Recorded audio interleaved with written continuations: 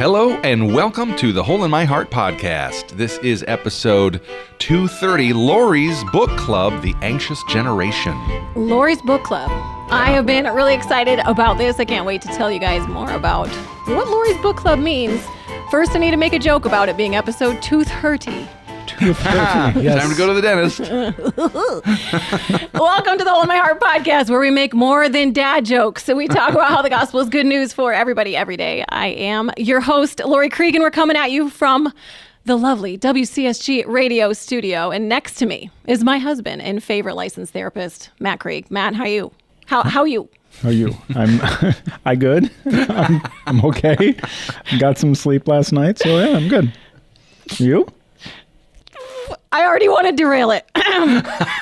This literally not 30 minutes ago, I look at Matt and I go, Matt, how is Joe doing at your work? Who works for you? I was like, Mustache Joe. And he looks at me, he's like, no, you didn't Joe say that. Sasko? What did I say? You didn't say you said you were talking about Joe. Which Joe? And I said, I only have one Joe that I work with. And you're like, what about Joe Stasko? And I'm like, Mustache Joe from the Food Network? I literally thought Mustache Joe was on Matt's He's not a team. therapist. I am so tired because I have been writing nonstop for about 2 months.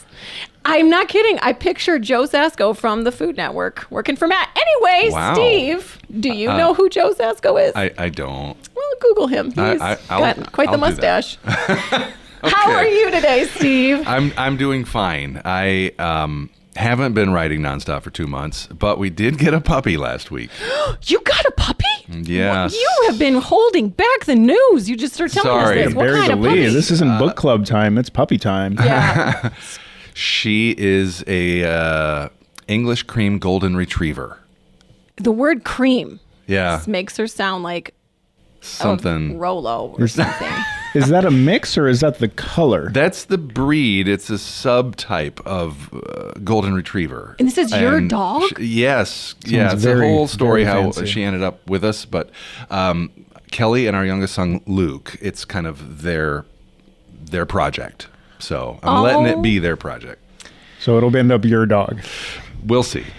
Guaranteed. As much as I want this to be puppy talk now, we are going to start talking about, Laurie's Book Club. I've had this in my head because people have told me when I post pictures of books I've been reading, they're like, I want to read that book.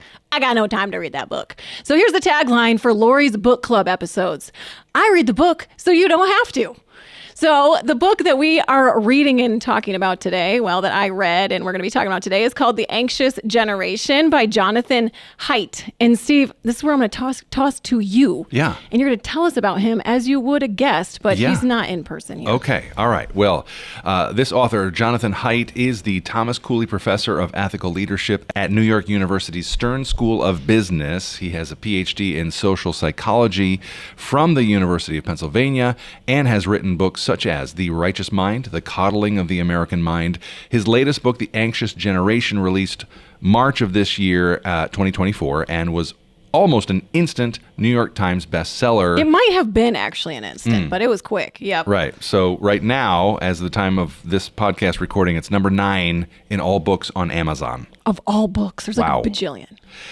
The reason is the book helps parents and people who care about the next generation to ask and answer, why is the next generation so obsessed with their phones? And why are they so anxious and depressed? Is there a correlation? Is there anything we can do about it? Okay, before you start getting anxious yourself that this is going to be an anti-phone conversation, we're going to talk about screens. We're going to dive deep within this book so we can understand, really chew on it and get the meat off of it, so that we as parents, as caregivers, as people who hopefully care about our generation and the next generation and beyond, can maybe make some real practical pivots so that we don't all just collapse into a big anxious pile of fire. Does that sound good? Yeah. All right. Before we deeply dive into that pile of fire, I want to remind you today of our sponsor, O'Neill Asset Management.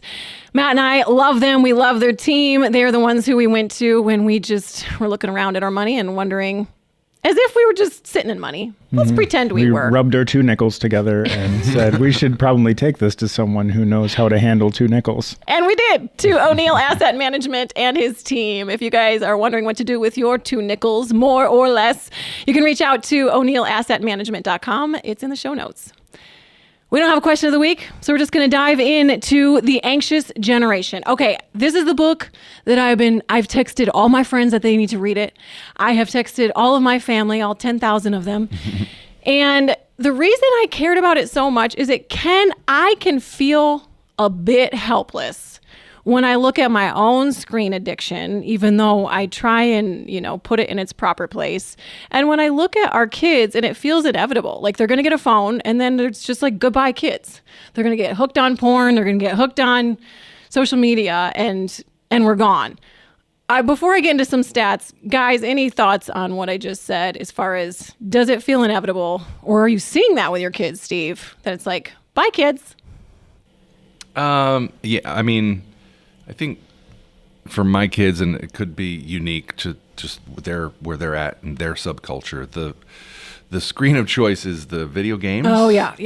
We'll talk about that. But with the phones, it's interesting. They're beginning to, as they come into adulthood and young adulthood, sort of moderate that themselves because they're seeing, in peers and in themselves, like, I've got to do something about this here. And I wish that when they were younger, we had been more kind of on the front end of that. So. Matt, I know I've asked you, client-wise, how many of your clients have issues with screens and phones? What would you say to that?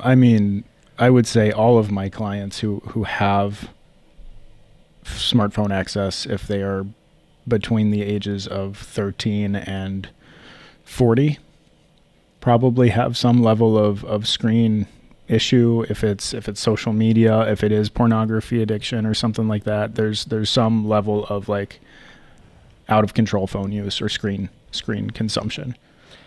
So Jonathan Haidt, he didn't really do his own research. He just dug deep and compiled a lot of research across many fields. And he found that Gen Z uses smartphones between 6 to 8 hours a day. LGBT people add +3 to that number, +3 hours, which is just interesting to note. It's really interesting that it's like a hockey stick. If you look at the graphs, it's the smartphones really became ubiquitous in 2010. And around that time, not just in the US, but globally, because now so many people, I don't have the exact percent, it's maybe like 90-something% of people globally have smartphones. It's an actual hockey stick of anxiety and depression in the next generation, just going from flatlining to spiking. Specifically in teen girls, it increased by 145%. And in teen boys, major depression increased since 2010 by 161%. And in the 18 to 25-year-old range, all by 139%. So what I thought was really interesting too, because you could just be like, okay, this is just, just the Western world or just the United States. But this sort of statistic, the amount of high school students who generally felt satisfied with themselves, generally speaking, from 1991 to 2011, it was just like the same. We feel pretty satisfied with ourselves. But in 2011 to 2015, it started to plummet. They don't feel satisfied with themselves globally. And then global feelings of alienation or like students don't belong. Again, the same kind of static, 2000 to 2012, but in 2012, jumping, feeling like they do not belong. If you guys were growing up in that generation, like, how would that affect you? Like, put yourself back in junior high and high school. Now you have this smartphone. You have all of these feelings. What would you guys have done back then? I'm glad I didn't have a smartphone because, you talk junior high, and this isn't something that we talk about often. I don't know that I've actually shared it on the podcast, but that is like the season of extreme depression that I had. And I remember sitting in my bedroom and like looking out the window at my brother and my friends like playing together and already feeling that like sense of not belonging. And so I can't imagine if I had a smartphone and social media access where I'm looking at all of these things that people are doing And they're putting the highlights of their life out there, right? It's not Right. it's not an accurate depiction of anyone's real life, what we see on, social media. But if I had that added, like felt sense of like not belonging that was just constantly there, I probably would have taken my life because I was already close to doing that without it. And so I can't imagine that it would have had any positive effect on me whatsoever. Matt, I thought of you this week because there is a real life 14-year-old kid who had a chatbot as his best friend. So chatbots are like AI who can talk to you, quote unquote.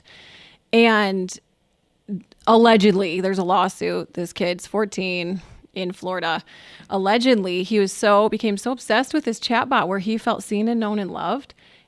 He felt like, this chatbot said to him, "Come to me." Like, come. He's like, "I'm going to come to you soon." She's like, "You should come to me now," or something to that effect. You can find the specific news story if you type in chatbot 14-year-old Florida boy. So he goes in the bathroom and takes his own life to be with this chatbot. And I thought of you, Matt, because I was like, man, I am so glad that you were not alive then, because the temptation to escape was already so potent, let alone having a robot tell you to come. Had you heard that? I haven't heard that story, no. Ugh. What about you, Steve? How can you see your life? Yeah.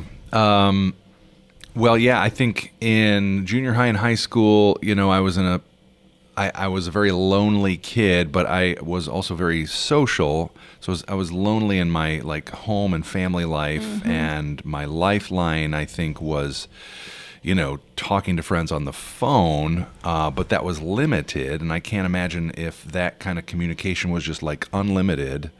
I just probably would have doom scrolled and texted just all night with people, like just anybody. So I think that it just would have been so like out of balance for me trying to find connection. Right. And I think that's the ironic thing about this is that we're, what we've been told about the internet and about, just kind of the mobile technology is that it's a point of connection. We're connected, and yet the evidence is showing that it's creating this weird isolation. So it's this ironic result. Oh, yeah. I'll talk about that specifically as it relates to video games. Because let's just go there. Yeah, can we? Yeah. Let's go to video games. You mentioned that your sons, and generally speaking, guys gravitate toward video games. And Jonathan does a really good job of not being like, see, video games are evil and they cause school shootings. Case in point, the end. Like, I'm not saying they don't. That's not the point of this conversation. But he is like, guys want to have, they are prone toward agency. Like, they want to have impact. Guys in general, a lot of studies show that they want to make impact, and women tend toward communion. If there's a default within us, there's not a ton of differences between men and women besides the biological, but that is one. Is that men want impact and women want communion. So we, as communion seekers, women, tend towards social media, and that just destroys our mental health. And then men can tend towards something like video games, because now I'm going to totally sound like John Wild at Heart or something here, but they are looking for some way to have impact, which is a good desire within men and women to advance the kingdom of God. Okay, saying that. So he's just like, all right, they're looking. We don't have a battle. We don't have World War I or II. We don't have Vietnam. So he said that in the short run, video games, especially in community, can mitigate feelings of loneliness. But over time, especially there was studies being done in the COVID epidemic, some people developed a reliance on the games instead of forming long-term friendships, and it resulted in stress, anxiety, and depressive symptoms. This was really interesting, and then I want to hear y'all's specific thoughts, because I think, are both of you at some point gamers, or just your sons? I never really did. I never really got into it serious. It's my sons. Matt, you kind of did. It was always a social thing for me, but we can get into that in a second. Okay, so you would think if video games, this is again Jonathan talking about this, citing the research, he said, if we're going to say video games are helpful because so often they have friends, around the world, they're talking to their friends all day long, all night long, it's a community war, they're even fighting online. He said you would think it'd be a net benefit for friendships and that today's boys and young men should have more friendships and be less lonely than those of 20 years ago. Look at how much they're talking with their friends all day long. But he said, in fact, the opposite is true. In 2000, 28% of 12th grade boys reported they often feel lonely. By 2019, that had risen to 35%. This is symptomatic of a broader friendship recession among men. Here we're talking about male friendships again. We always talk about this. In the 1990s, only 3% of men reported having no close friends. By 2021, 15% of men, from 3% to 15%, report having no close friends. Now it's going to be quiet. Steve, reactions? Well, I can relate to struggling to have close friendships. But I can't blame video games. So it's something else. I don't know what it is. He said a broader friendship recession. Right. So yeah, right? I mean, there may be other factors going on there, but yeah, my kids. I've got 4 sons, so we'll be having a family thing at our house. They're all there, and connecting and joking around, and we'll maybe play a table game or whatever, and then at some point, eventually. I got 2 at home and 2 who have their own homes. The 2 that are outside of our house will be like, well, all right, I got to get home so I can jump on the game with you. Oh, you know what I'm saying? Okay. So it's just funny. They're connecting, but they have to go away from like physical proximity with each other in order to connect in that forum. Is it just them, or are they inviting? Yeah, no, people they've got Okay. other friends as well, but that's what I hear because they're there in my house, and they'll be like, go home so you can jump on the game. Can you anecdotally see the benefit of some video gaming, but not obsessive? Have you seen that? I think so. I think it's good. It's like good gone too far. So I think it is Yes. good. But the obsessing part. So like also in life we have responsibilities. Yeah. So when you're up all night playing this game, it makes tomorrow at work a struggle. So like. That's kind of what I see. Yeah. Well, and so, okay, because I grew up in a place where, like, I mean, the last truly, like, game time that I had was probably, like, Xbox 360, so, like, 15 years ago. Mm-hmm. And I've never been one to do online gaming at all. For me, gaming was always, like, that social gathering point. Like, I remember very vividly sitting up in my basement or my parents' basement until 3 a.m. when I was in like high school with friends playing Sega Genesis, playing Nintendo 64. And it was the kind where like you lose, you pass the controller, type of thing. And so there was that very embodied social connection. Yeah. And I feel like that was always, well, not always good. I'm sure there was some negative, being tired the next day, whatever. But it was always happening in the midst of this embodied relationship where we're jawing back and forth, like as people might want to do. But there's immediacy. There is impact that you're seeing when you say something and your friend smacks you on the shoulder because whatever.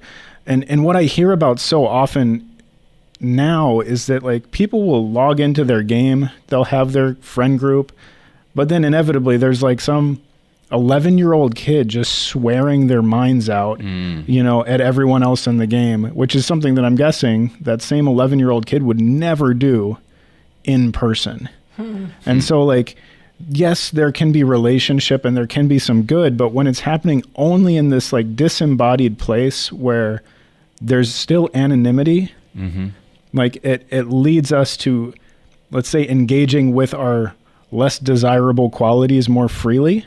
And it takes away a lot of the positive impact and just kind of creates a system where anything goes and it's usually not encouraging or beneficial to many people involved. Yeah, that's good.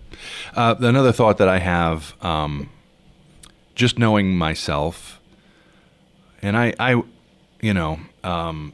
I would imagine that there's that guy who's playing, connecting with his friends. They're in the game, and then sort of maybe like, one by one, the friends are like, well, it's 1. I got to be up at 4 or at 6 or whatever. And they kind of like all sort of log out. And so you've got this one kid who has had this great time of connection, but it's not quite enough to scratch the itch. There's like this, okay, now what? It didn't satisfy, and that's where I wonder if there's a pivot that happens there. I'm not ready yet to call it a day, and I'm going to now see what I can find online in a more, individual, isolated forum. And that's where porn comes in. I wonder if that pivot happens in that moment. Well, I mean, it's very easy to, like, if you're in this mindset of like seeking entertainment, seeking something novel, exciting, new in this consumptive space, it's much easier to be like looking around, well, it's dark, no one's here, it's night, I'm alone, like, and just jump into things that if you were kind of more sober minded, maybe you wouldn't go toward. No, that's not everyone's story, and that's not, just porn. Like, social media has the same effect. That we start to look at people consumptively as a number, as a means to an end. And I can get off my social media soapbox because I'm well known for disliking it. No, go on your social media soapbox. What is it? So, okay, social media is something where you have this unlimited access or this intense pressure to constantly be engaged with whoever, and you put stuff out there, but it's like you're putting it out in a vacuum. You're not actually getting real feedback, at least not real time. It's not like talking on the phone. You have pressure to meet a certain standard. If you got 37 likes last time and only 16 this time, like, oh no, what's wrong with me? Right. And it becomes a self-critique, but it really teaches us to be disconnected from our tangible, physical, real life. You see people scrolling on their phones all the time. So you're becoming more passive. People use it as a means to try and control negative emotions. I feel bad about myself. I need to put out something that people will like so I can get that dopamine hit. So there's this like control seeking. It is a consumption. You don't actually care about all the people that you're interacting with. You might care about some. You might actually be friends with some, but a lot of them are just a number. So it's like this consumption of people. And I see all of these same mindsets being engaged, especially with things like pornography. That it's a means to control. It helps you become passive to your real life. It's something where you are consuming the image of another person. And these are not just things that happen in these spaces, but the more that we live out of those mindsets, the easier it is to jump to the more overtly negative spaces where those mindsets are engaged. So anyway, you're a genius. Yeah, well said. So what's the solution here? As I was reading, and there's so many statistics and studies, there's times while I was reading, I just wanted to barf because you can just get overwhelmed and become an anxious generation or yourself. But the antidote, and Jonathan actually does a really good job of spending a good amount of time helping us think through that, is to go outside and to bump against real life human people, especially when our kids are young. If I was to summarize his thesis statement, it would be: parents, overprotect online, underprotect in real life when it comes to outdoors, trusted people, friendship play. That was super helpful for me because I can helicopter parent everywhere. I mean, we live in the world of sexual brokenness. And so I can put on my own lens. And because I was abused, I can have what Jonathan calls defend mode. So that is where your brain is constantly looking for the next shoe to drop. It hides from opportunities and it assumes the worst. I hate naming it out loud, but it's also very helpful because that it can be the default of a trauma brain, isn't it, Matt? Okay. Instead, we need to start cultivating discover mode, which looks for opportunities and assumes the best. And he says, this is quoting Jonathan, kids are hungry for thrills, and they must get them if they're to overcome their childhood fears and wire up their brain. So what you guys are talking about, this screen stuff, your brain is not wiring, because it's not, you and me are looking at each other, you're having to nod to me. You don't have to do that on the video game. Like, we have to have this verbal and nonverbal that's waking up my brain and helping it wire right now. So he says to wire up their brain so that discover mode, which is looking for opportunities instead of threats, becomes the default. And then I'll just say this, and then I want to hear y'all's reaction. Physical play, outdoors and with other children of mixed ages, is the healthiest, most natural, most beneficial sort of play. Play with some degree of physical risk. Not gonna lie, I read this and immediately stopped panicking every time they're climbing trees. Some degree of physical risk is essential because it teaches children how to look after themselves and each other. Children can only learn how to not get hurt in situations where it is possible to get hurt. And then he cites, he's like, man, there's so many less kids in the ER with like broken arms and legs. He's like, I would rather have them have broken arms than broken brains from anxiety, depression, suicidality, porn addiction. Reactions. Well, okay, so from a biological standpoint, I mean, when you're talking, it makes me think of like the mirror neurons that we all possess, which is what allows us to have empathy. It allows us to better regulate our own emotions when we're feeling them. And you don't get that in these disembodied relationships because they're not, again, these immediate response things. Like, you don't say something online, I don't see the way that my words affect your faces. Right, I just see the unfollow. And or I see nothing, and it's just like whatever, and or all caps rage mode. Yeah, and so like, I don't know. I think of just how I'm trying to think of examples with our kids, but like how one of the kids will really like something, riding a bike. And then it's like the other kid sees the joy on that kid's face, and then they want to ride the bike or ride the scooter or go climb the tree or whatever. And it like encourages them to do some of these more, I guess, physically risky, even though the risk of riding a bike isn't super great. Like it encourages them to take those risks and to step into something. And then they feel the joy of it. Of like, oh, I didn't know I could do this, but now that I'm doing it, I like it and I'm confident, and you can see that confidence grow. Yeah. Whereas when they're not in those relationships where they're seeing other people process, seeing other people react in this immediate, tangible way, you're not getting any of that. That's right. What do you think, Steve? Yeah, well, I'm just thinking I'm thinking about my grandkids, because that's where they're at. And especially my grandson just always wants to ride his bike. They've got, he's got a couple of bikes. One is at our house, so anytime he comes over. Well, we're on a busy street, and so there's a bit of, production that goes into it. And so the temptation is like, not right now, Right. And we do want to like connect with them. We do want to have these, embodied sort of conversations and connect and not have everything just be on FaceTime. So we like it when they come over, but this is encouraging me to like, go climb that tree. Yeah. Go ahead and get on the bike, and, so anyway, that's helpful. Well, and it's helped me, again, as someone who can be a helicopter parent just literally everywhere. Even this week, Juliet and Ellis smashed heads so hard. It was the shriek of the century as they're both screaming while playing football.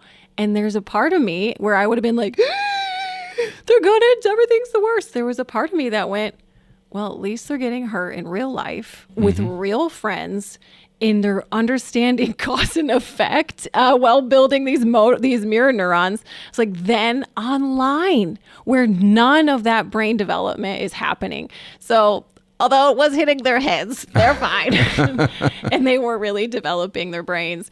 I do want to say this piece because it is the anxious generation. And he just said, unsupervised outdoor play teaches children how to handle risks and challenges of many kinds by building physical, psychological and social competence. It gives kids confidence that they can face new situations, which is an inoculation against anxiety.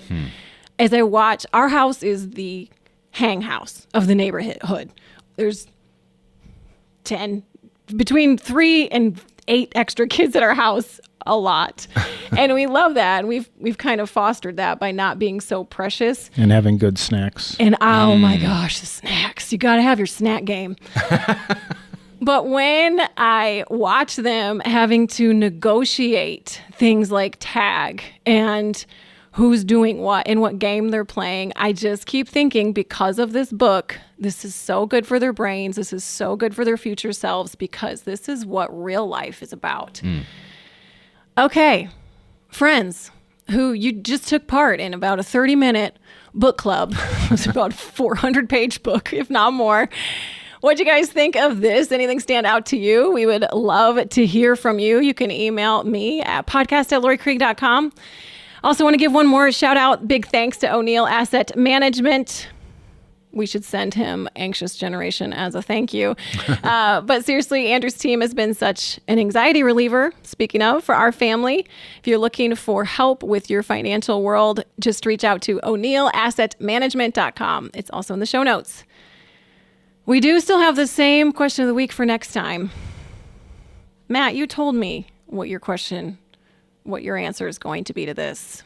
And I want you to tell the audience, you need to own what you said out loud. What was your youth group name? Neon, Element, Life, Elevate? If you didn't have a youth group growing up, what would you name it if you were in charge now? Matt, what would you name your youth group? You told me this morning. I don't remember telling you this morning. This was probably around the era of Joe Sasko. Maybe it was Joe that told you this. Was it Joe? Was it Joe? I mean, I remember the name of my youth group was The Well. Joe is the youth leader. And I thought you said you were going to name it Skibbity. No. Did I say I was going to name it that? No. I think Joe showed up in person. Happened in your head. Oh no. Well, anyway, if you have a youth group named Skibbity or whatever, please let us know. You can find us on the Whole America Podcast Facebook page. Just search it, answer a couple questions so we know that you are not creepy. And you're welcome into the group. We want to thank Jonathan Haidt today for being here. Not in person. That would have been better and better for our brains. Thank you so much to WCSG for hosting us, the Zach of all trades for Zach of all tradesing everything. And for all of us here at the Whole America Podcast, we'll see you next time.